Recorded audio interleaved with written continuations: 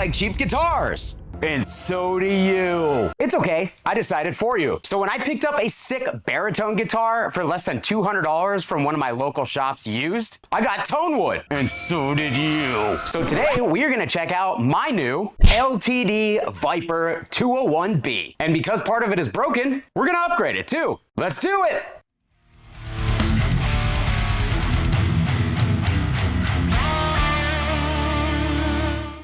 Alright guys, hope you're doing great out there today. If this is your first time here at my channel, my name is Kyle, and what I do is I take all sorts of awesome, high-gain related guitar equipment, record it with a simple setup, and I give you the unprocessed audio on your end. So if you're into E-standard thrashers, dropsy hardcore riffs, and middle-aged dudes that assault you with terrible riffs, you're in the right place. Alright guys, so I pretty much gave away the house on the intro of this video. I was able to score this actually surprisingly awesome Viper 201B at my local shop, World of Music. They were having a big holiday sale over the holiday, and I was actually able to score this used, pretty well-worn Viper 201B for $190. And honestly, I really wasn't expecting much. I was just gonna bring it home, clean it up, probably flip it to make a few dollars once it was cleaned up, and then move on to the next thing. But once I gave this thing a little bit of a setup, plugged it in and played it, I instantly realized that this guitar is way better than the price tag would lead you to believe. And considering this is one of the most affordable baritone guitars from a major guitar manufacturer, I figured a lot of people out there would actually be pretty interested in it. So what I'm gonna do, I'm actually going to plug this bad boy in. We're gonna get a tone sample in its stock form. I did mention part of the guitar being busted in the intro of this video, and what that is the pickup leg on the bridge pickup is stripped, so the bridge pickup ends up sinking down into the body on the treble side, and pickup height and the adjustment of pickup height is the big part of your guitar tone. So I can't be walking around with a broken pickup in this thing as if I'm just gonna walk around with my guitar like this.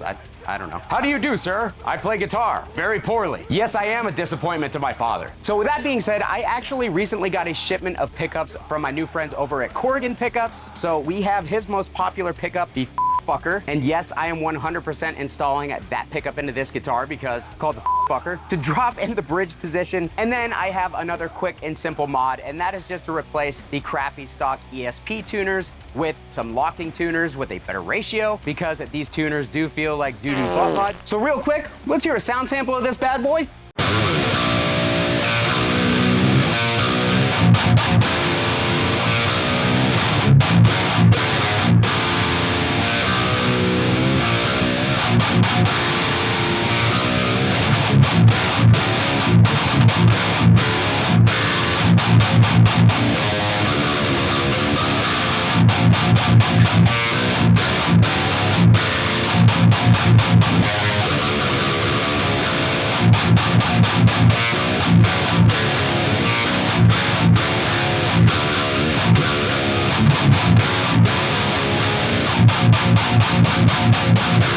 All right guys, as you can see in its stock form, it does not sound bad at all. And if this pickup wasn't broken, I probably honestly would just leave it. But because it is broken, it does give me that opportunity to drop something really cool in here from a new builder and showcase that. So we are going to jump into the cleaning and the mod section of this video. And in order to showcase that, we have to talk about our sponsor for today's video, FlexiSpot. So if you guys are anything like me, you're an idiot. You love to spend every last dollar that you have on guitars and amps that you don't need, while refusing to spend the money on things that you do need. And that thing that I actually needed was a guitar workstation. For years, I would clean off the top of the nearest 4x12 cab, throw my guitar and tools on top of it, and proceed to drop everything repeatedly and break most of it. But thankfully, there's FlexiSpot, because they sent me their E7 standing desk and their C7 Max chair, and I can honestly say that working on my guitar has never been more comfortable. Gone are the days of standing while working hunched over the top of my 4x12 desk, or giving my lower back a premature death by using a drum stool as a seat, because the C7 Max chair is not only comfortable with the latex padded seat, but it has all of the adjustability that I could need. The adaptive lumbar support is highly adjustable, and you can lock it into place once you find the sweet spot. And with my old office chair, I used to have to add an additional cushion to the seat like a grandma in order to keep my sciatic nerve from murdering me. But honestly, with the C7 Max,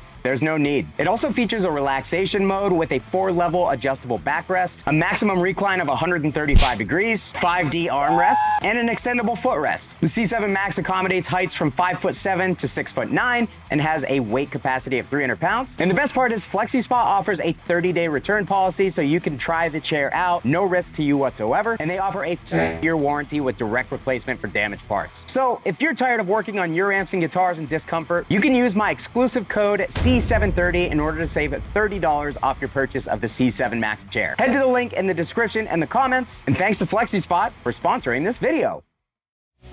Alright guys, so the first thing that we had to do when getting this guitar ready to rip was to strip it down, get the old rusted strings off of it, clean up the old nasty hardware, clean up all the gross smudges and stuff that were on the body.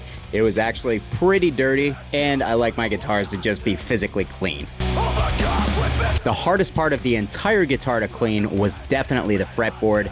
There is some nasty stuff on there. I took a high-powered cleaner and a toothbrush to it, and I went over the entire fretboard at least twice, and there's still some stuff on the fretboard that I cannot get off, so that's probably gonna take some time, or that stuff is just permanently ingrained in the wood. But I cleaned up the frets themselves and the fretboard as best I could, and it was definitely an improvement. But yeah, I don't know about you guys, but to me, there is nothing more disgusting than people's poo-poo, butt mud, doo-doo crud on the fretboard actually coming in contact with my skin. So I actually clean the fretboard of every used guitar that I buy for that reason, because I'm not trying to pick up any diseases from the last owner's cocktail of butt juice and shame.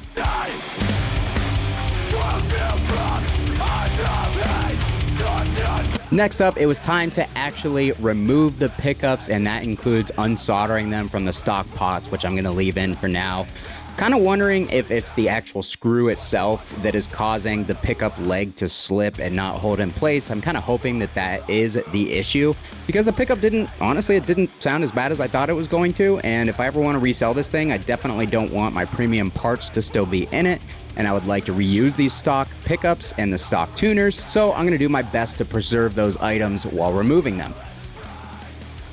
So with the old bridge pickup now removed, it is time to now install the Corrigan Bucker.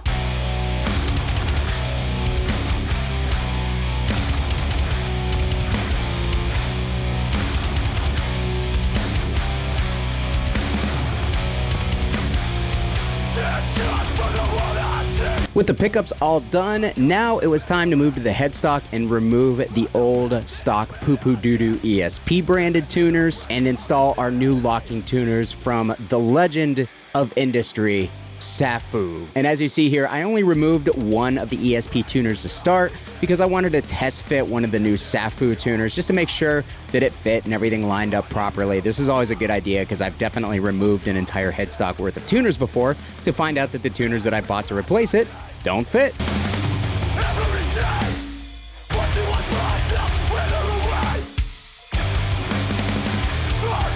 So with the new tuners now installed on the guitar, I kind of wanted to do a couple more things that would enhance the setup and the tuning stability of this guitar. And the main thing was to take a set of my Music Nomad nut files and not only file the nut slots to smooth those out to ensure good tuning stability, but also file down the notches on the saddles of the bridge because they were not cut very well. They were very jagged, and that is basically just going to end up hurting your tuning stability as well. So I kind of went in and just smoothed those out real quick. Those Music Nomad nut files are one of the best investments that I've ever made as far as tools for setting up my guitar. So I will go ahead and link to those down below if you guys want to check them out, but I highly recommend them.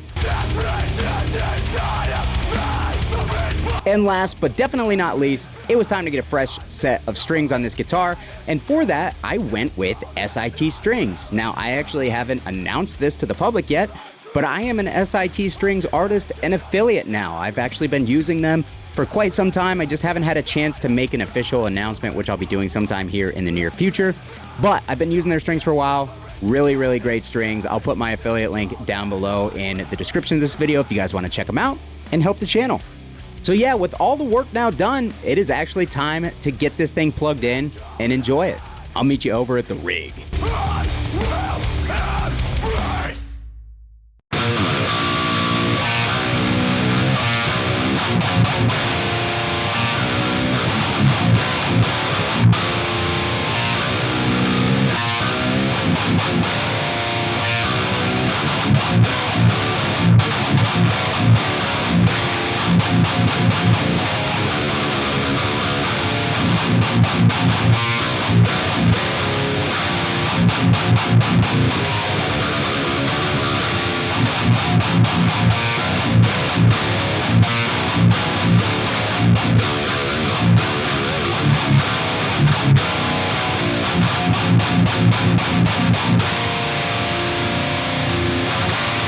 That is what the guitar needed in order to truly wake this thing up, dude.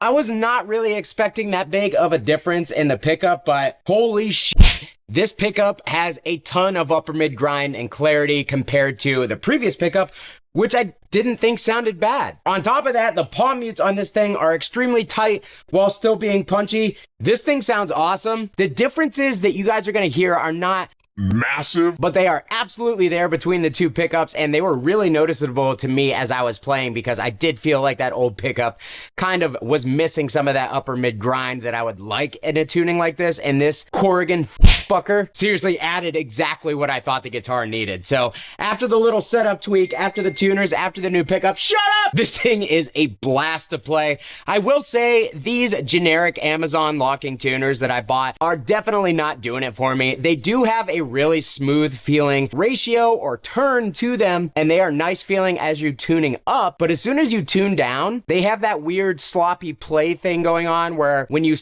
turn down like a quarter turn, that first quarter turn, it feels loose on the tuner and the string doesn't actually unwind from the tuner at all. So if you're trying to make like micro adjustments by tuning up and down just a little bit to get the tuning just right, not going to be able to do that with these things. You're going to have to tune down, loosen the string a little bit, and then tune back up, which you should do anyways. That's a good rule of thumb for tuning. Always tune up to pitch because that keeps there from being any sort of like tension on the nut when you tune back down if the nut grabs the string at all. And then as soon as you hit that string, the first note, it knocks the string out and then you are out of tune again. But still, I like the option if I'm just kind of messing around to be able to make those real small adjustments without having to worry so much about having exact proper tuning technique. So for 30 bucks, they're okay, but honestly, I wouldn't recommend them. But even so, they are definitely better than the stock ESP tuners that were on this thing. So I'm gonna go ahead and play another riff because this guitar is extremely fun to play. And also, I wanted to know, we are using a capture from my capture pack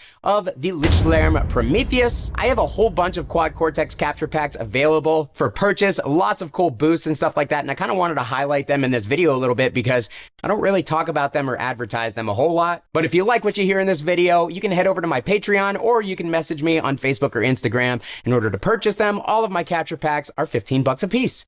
Thanks! And those captures will be going into the Get Good Drums Contenders impulse response plugin using the Marshall TV cab because that is probably my new favorite impulse response. It sounds ridiculous. So I'll link that down below as well.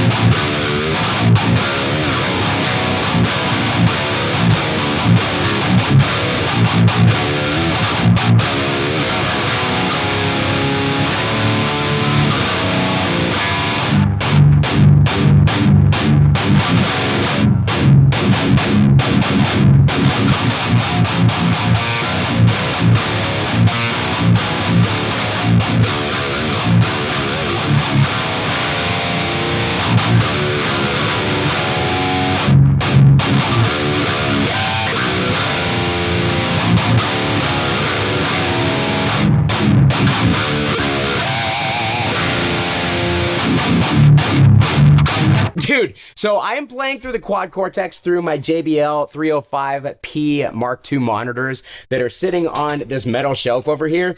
And those palm mutes on those inverted power chords were literally shaking every single thing on here.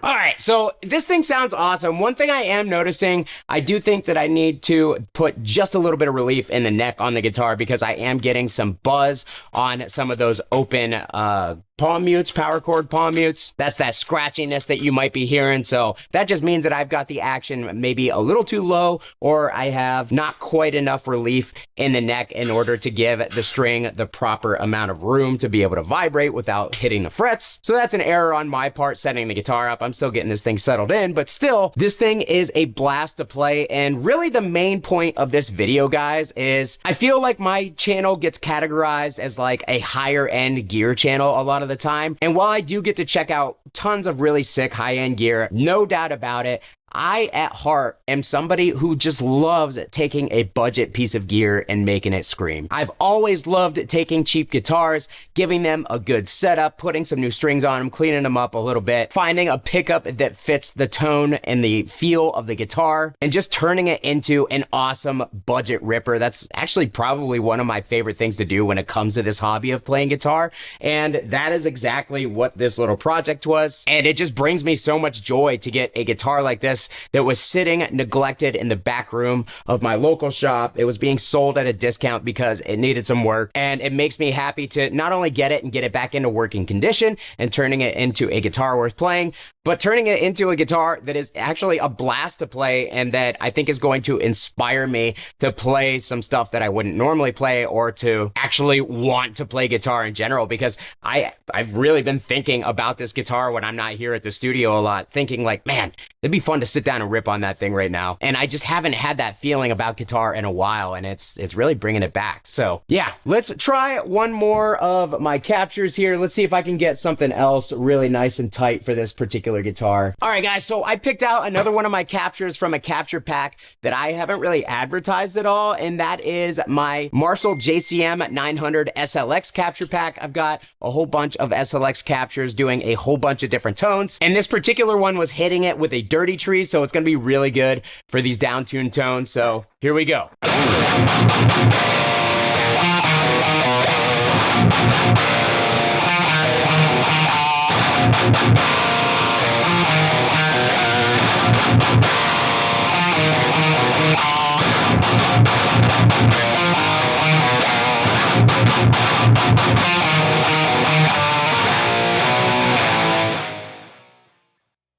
This was a quick and dirty kind of upgrade video. I was just really excited about this guitar and kind of wanted to make a video on it, especially because I got these pickups from Corrigan. If you guys want to see a full-on upgrade video where I also polish this top up and clean it up and kind of make it look like new again, like I did on my Epiphone upgrade video, let me know down below in the comments, because I honestly would love to make that video. So yeah, I hope you guys liked the video. If you did, please do me a favor, hit the like button on the way out. It really does help. Subscribe to this channel if you're not subscribed. Don't forget to check out that FlexiSpot link down below in the description of this video. Again, huge shout to FlexiSpot for sponsoring this video and being able to make this possible in the first place. Thanks so much for watching, guys. Kyle here again. We'll see you next time.